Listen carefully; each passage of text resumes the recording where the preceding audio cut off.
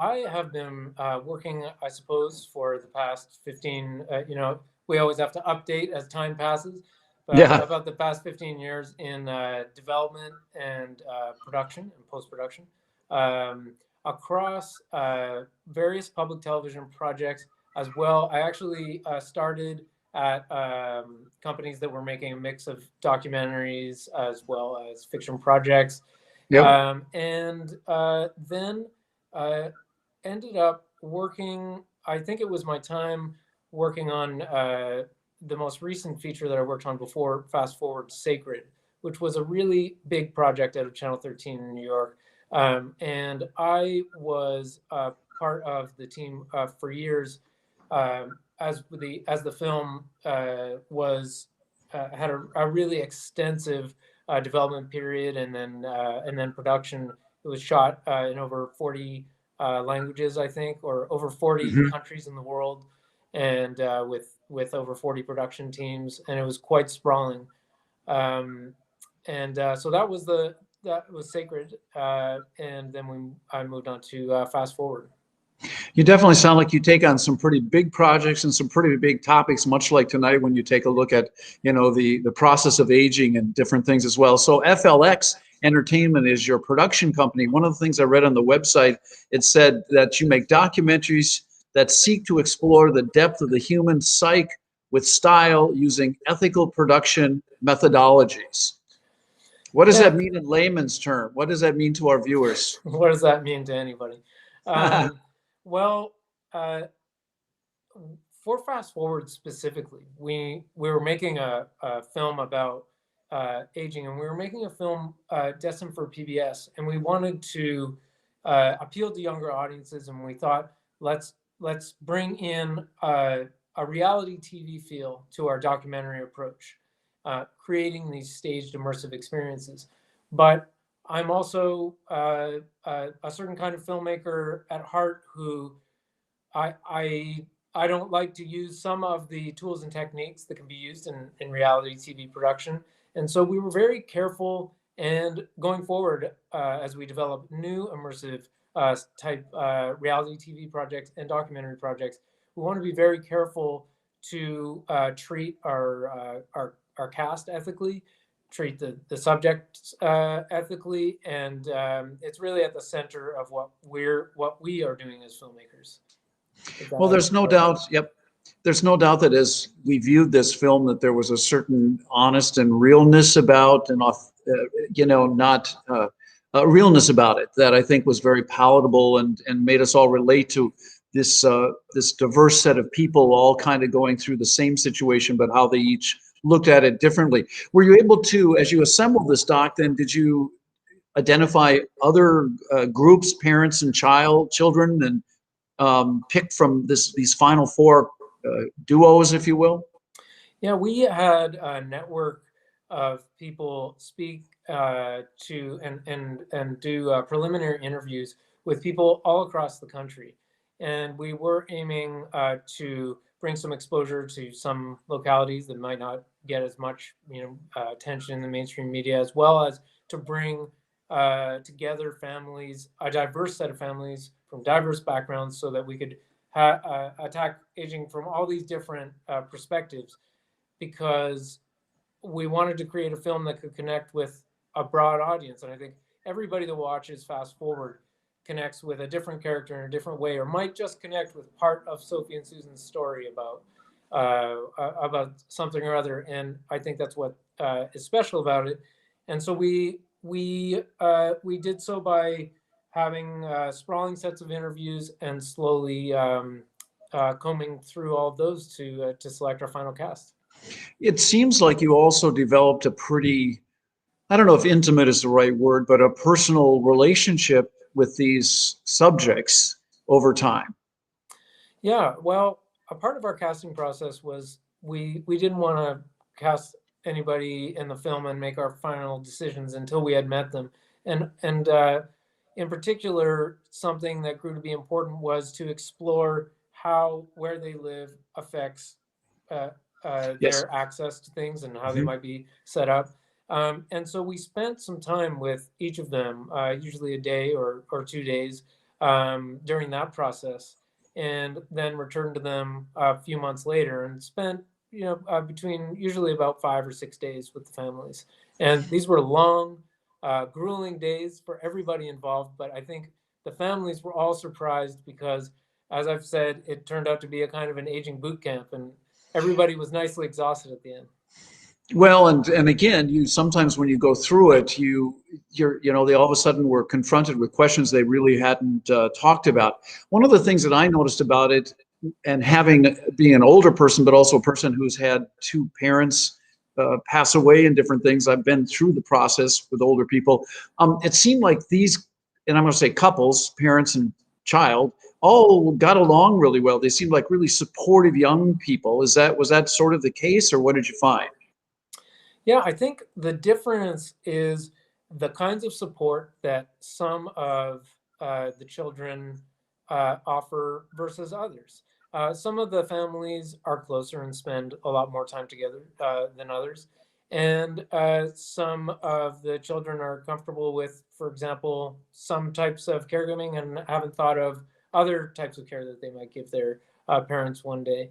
And but there I think one of the beautiful things about the film is that all of those relationships are there. So much support came out of having these conversations, and I think for all of them, they realized how much they had to rely on. To rely on to work together. Well, I think one of the interesting things and a reminder was the idea that a lot of times I think people think of aging as is what older people do. Older people age forgetting that it's a continuum of, a 30-year-old is aged out of their 20s and a 40-year-old is older than a 30-year-old. So I think a lot of the kids in this case, the children in this case, actually gained as much just because they learned empathy, which I think our whole society could use a lot more so. I thought it was also interesting how for so many of them it was this sort of kick the can. It's like don't want to talk about it. Even talking the one father who like, oh, do you have a will? Yeah, I'm kind of started it, and then the son goes, oh, do you want to work on your will? And he was like, we'll get to it. I don't know. It's this denial, and was that sort of universal with everybody you talked to?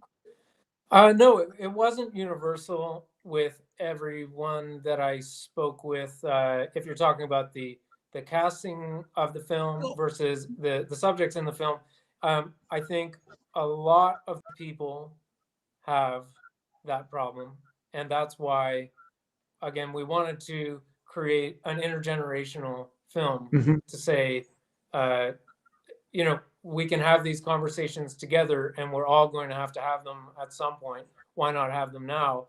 And Andrew Bird, who wrote a beautiful song, original song for Fast Forward that plays at the end in our end credits, he mentioned that he felt that we were shining a light on a taboo subject, and I thought that was so interesting to think of.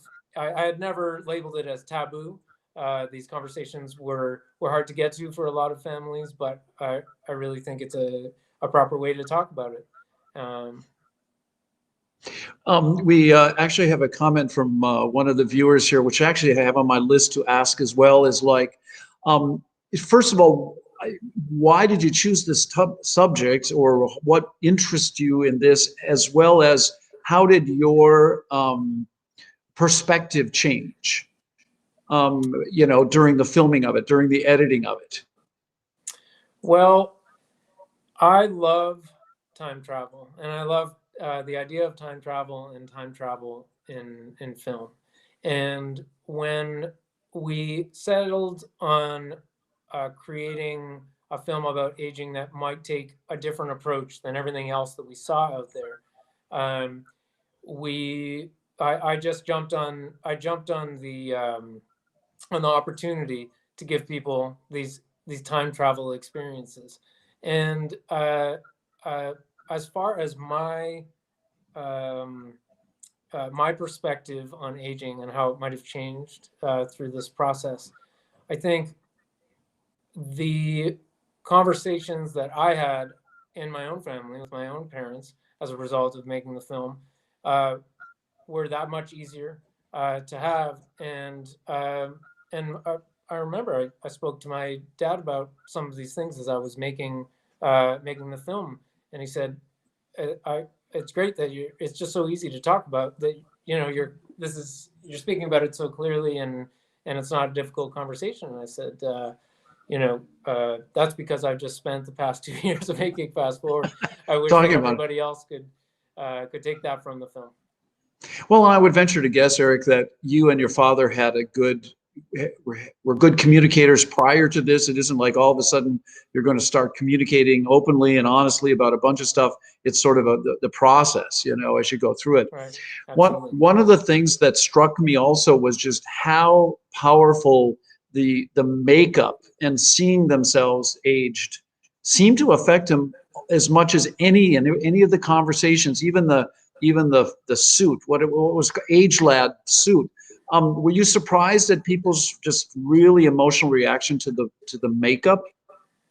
Um, I was indeed surprised because I I think there's a very we showed Abe and Leo, the pair in Tigard, Oregon, some forensic aging portraits, and that was really fun, and it was nice for them to see that.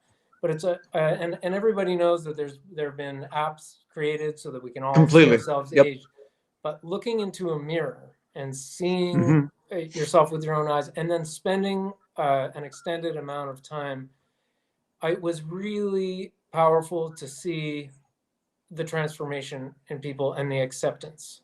And Hmm. we knew making this film, we need to have people accept that this is a reality, and then they can start having these conversations. But it's so, how are we going to shock them into these realizations? And that's why we ended up booking and bookending the film with Susan's experience, because it was just so powerful. Oh, yeah. And I think you mentioned earlier, let's bring up Susan and Sophie, the mother and daughter who um, were working with the trailer. I'm going to move into a trailer or whatever that is. You had indicated, we were chatting prior to the broadcast to this streaming, that they actually seemed really close, but they were almost at an impasse, and this experience sort of worked for their relationship. Tell us a little more about that again. Well, Sophie and Susan's background history is very powerful because they actually, Susan was a single mother for much of Sophie's upbringing. And recently, in recent years, they had had a lot of tension and been very distant from one another. And they had only recently started to come back together. And they told me throughout our production, at the end of production, that the experiences that they went through together had really galvanized their all these issues and galvanized their relationship, and it just made them, it brought them so much closer together. So that was a big surprise for me. It wasn't a goal of the project to bring families that might have been Hmm. more distant back together. Estranged, yeah. So Yeah, it was a really special outcome to hear that from them. just and just a good byproduct, if you will, or a tertiary experience that happened because of it. And I'm assuming the people that shot things and worked on the editing and stuff all just took time to evaluate where they were in their own journey, in their own lives, as they sort of moved forward. You had a pretty notable person do the narration on this, Rosario Dawson. How did that all come about?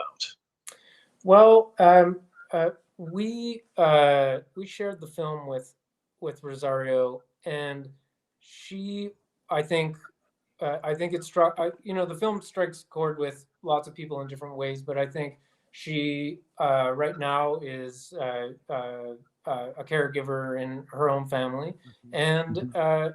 she has played that role before, and I think it struck a chord with her, and she absolutely wanted to lend her voice to the film. And we were so excited because I hope that it brings to the film a very a really warm voice and a very personable voice to the film to help bring the audiences in that much closer. A question that has come up from some of our folks here. One of them is did you actually wear one of the MIT suits?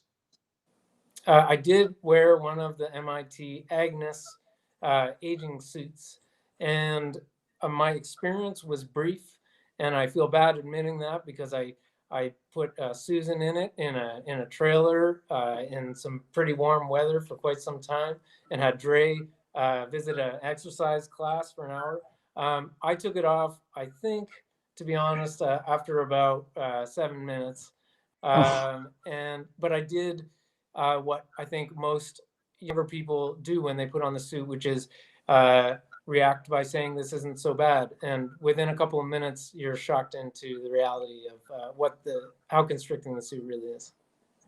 well, and I think the other interesting point that brought up is the idea that you don't wake up one day and you're not 30 years older or 40 years older. It's we gray gradually, or we lose muscle mass gradually, or our flexibility gradually. So you don't necessarily notice it, but when you all of a sudden have to have these weights and restricted head movement and things, you're all of a sudden just like shocked into, oh, this could be my reality. But I would also add, very early in the film, there was either a statistic or a comment about, overwhelmingly older people tend to be happier than younger people overall, and I think that's it's a good thing to live by. That life doesn't get worse; it can get better when we accept these things. We think, change, conflict, dying, if you will, are all part of inevitable things in life. And if we just embrace the inevitable, I think we're going to have a better life overall. As we sort of get to the end here, I wanted to also, and we brought this up earlier, but you talked about PBS and different things. They've seemed like they have been an important partner or supporter of your work over all of these years. And I know you've got a screening coming up on public television. So I know Minnesota Public Television played a part in this film. So give us a little shout out to Minnesota Public Television, and then where, if any of our viewers are motivated to tell their family and friends to check this documentary out, where else they can see it. I'm sorry, you wanted me to speak to? Oh, yeah. Just first of all, if you want to, how did Minnesota Public Television get involved in this film? And because this is going to play later in the month, just plug when it's going to play in case our viewers want to see it. Absolutely. Again, or tell their friends. And we knew we wanted this to be a film on PBS, and we were looking for the right co-producing partners, and we had heard that Twin Cities Public Television and their amazing platform, who is a major partner for us in the launch of this film, they're launching a variety of resources on their site involving email courses, as well as screenings guides for the film and the project. We knew that they were leaders in public media in aging, and so the perfect home. So it's been wonderful to work with Twin Cities Public Television, to work with Next Avenue in launching the project, so that people can see the film, but then continue on to these digital properties so that they can actually take hold of what they might want to do or need to do. Well, before we wrap up again, too, I got a couple of other quick shout outs. Number one, again, Minnesota Public Television. Obviously, we do a lot of work here with AARP Minnesota. They're one of the sponsors of our festival. They sent this out to their newsletter people, so we really appreciate that. My friends and family that have been trying to spread the word of tonight's broadcast. And I also want to quick a shout out to your co-producer of this film, Justin Levy, who actually had a film in our festival 2 years ago called Well Groomed. So we're going to keeping an eye out on all you filmmakers.